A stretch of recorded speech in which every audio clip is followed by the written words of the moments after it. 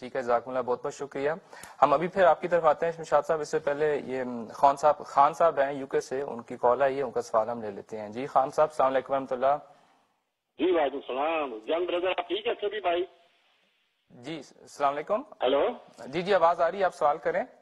چلو ہم کہا تھا کہ آپ ٹھیک ہے کہہ دیتے ٹھیک ہو یا غلط ہو یا بیمار ہو یا صحت مند ہو، نہیں جواب دیا، کوئی بات نہیں. نو میک ڈفرنٹ ٹو می.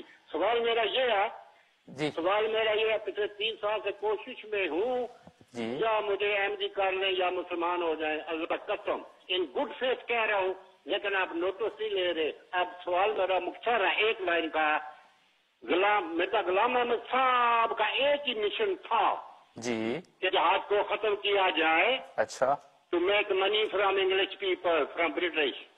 ٹھیک. جہاد. ایک ہی سوال تھا، جہاز کو کیا جائے، جہاز کو ختم کر دیا جائے. جی اس کے علاوہ انہوں نے کوئی کام نہیں کیا مسلمانوں کے لیے. اچھا ٹھیک ہے، یہ آپ کا نظریہ ہے. ٹھیک ہے، آپ کا نظریہ ہے، انہوں نے اور کوئی کام نہیں کیا. ٹھیک ہے، اور بس یہی بات تھی.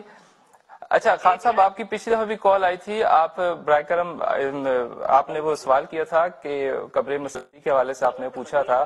آپ کو بتایا گیا تھا کہ آپ حضرت مسیح السلام کی جو کتاب ہے مسیح ہندوستان میں، اس کا آپ براہ کرم ایک دفعہ مطالعہ کر لیں. جو مخالفین کی کتب آپ پڑھتے ہیں وہاں پر وہ بہرحال بیانات آپ لے کر ہمارے سامنے یہاں آ جاتے ہیں، لیکن جو اصل جو تمہاری تعلیم ہے اور جو باتیں اس حوالے سے بیان کی ہوتی ہیں وہ آپ کے علم میں نہیں ہوتی.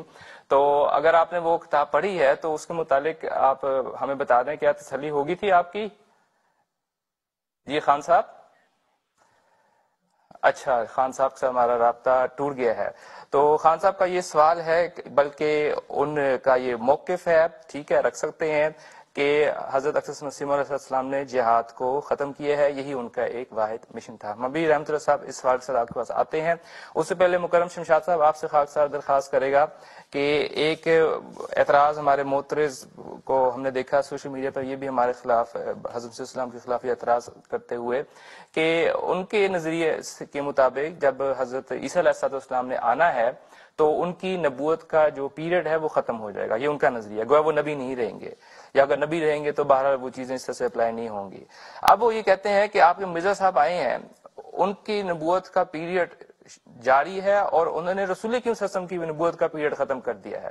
تو اس طرح سے گویا یہ حضرت کی شان بہت بڑی گستاخی ہے جو وہ ہمارے خلاف یہاں پہ بیان کر رہے ہیں. تو اس کی حقیقت کے متعلق آپ ہمیں بتائیں. دیکھیں، آپ کے سوال میں یا معترض کے اعتراض میں دراصل 2 اعتراض ہیں. ایک تو یہ کہ جب حضرت عیسیٰ علیہ السلام تشریف لائیں گے وہ نبی نہیں ہوں گے، ان کی نبوت ختم ہو جائے گی. یہ بات درست نہیں ہے، اور ان کے اپنے علماء بھی بہت سارے اس بات کے قائل ہیں کہ جب وہ آئیں گے وہ نبی تھے، نبی ہی رہیں گے، اور آئندہ بھی جب آئیں گے تو نبی کی صورت میں ہی نازل ہوں گے. اور دوسرا انہوں نے یہ جو اعتراض کیا ہے کہ جو حضرت مسیح موعود علیہ السلام کے آنے سے حضور صلی اللہ علیہ وسلم کی نبوت ختم ہو گئی، گویا نبی جب آتا ہے تو پہلے کی نبوت ختم ہو جاتی ہے.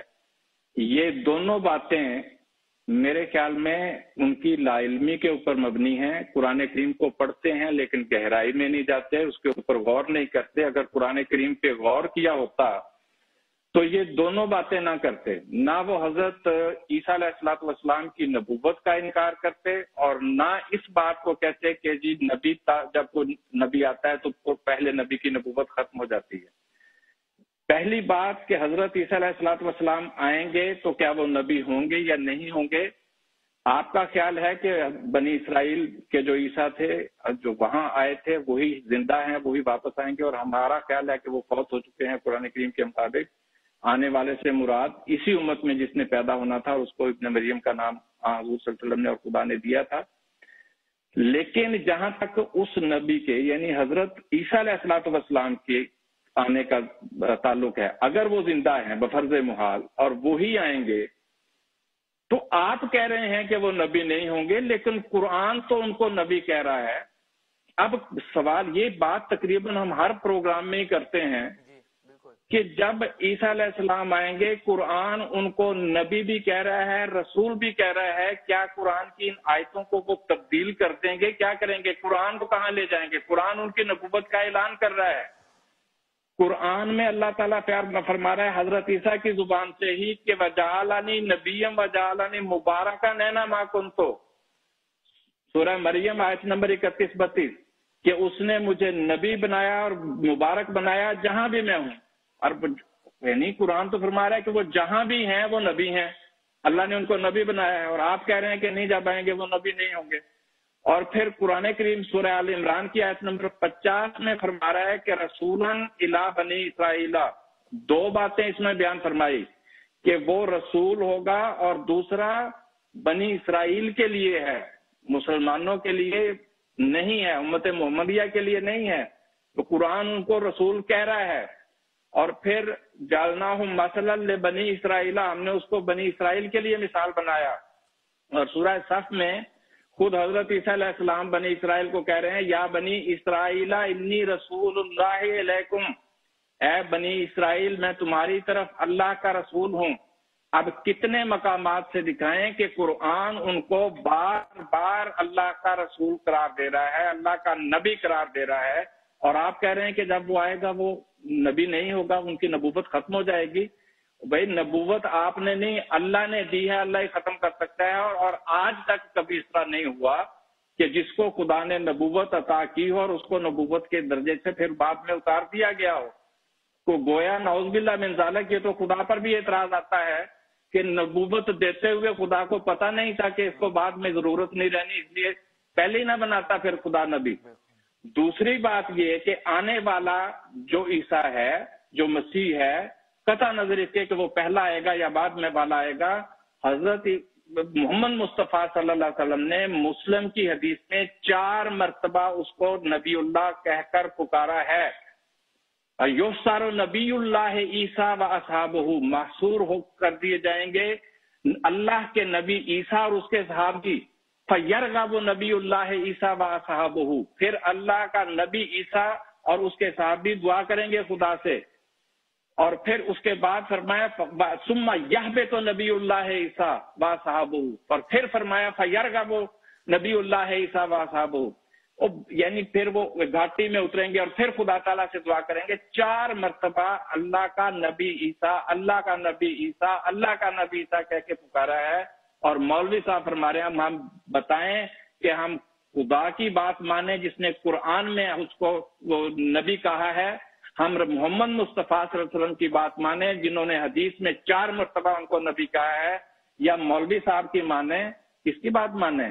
جناب مولوی صاحب معذرت کے ساتھ خدا اور رسول کے مقابلے میں ہم آپ کی بات کو اہمیت نہیں دے سکتے، نہ اس کی کوئی اہمیت ہے، بلکہ ہم عاجزانہ طور پر درخواست کریں گے کہ آپ بھی اس کو مانیں جو خدا اور خدا کا رسول فرما رہا ہے۔ جی شمشاد صاحب، رہی دوسری بات، جی فرمائیے۔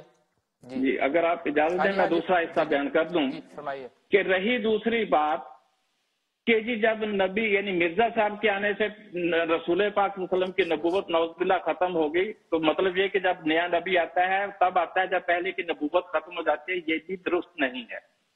بہت ساری مثالیں ہیں، میں صرف ایک مثال قرآن کریم سے دیتا ہوں کہ حضرت موسیٰ علیہ السلام کو جب خدا تعالیٰ نے نبی بنایا تو اس کے بعد حضرت موسیٰ علیہ السلام نے دعا کی کہ اے خدا لا ینطلق لسانی، میری زبان نہیں چلتی، میرے بھائی کو وزیر کے طور پہ میرے ساتھ بنا دے، ہوا افصح منی، وہ مجھ سے زیادہ فصاحت و بلاغت کے ساتھ کلام کر سکتا ہے۔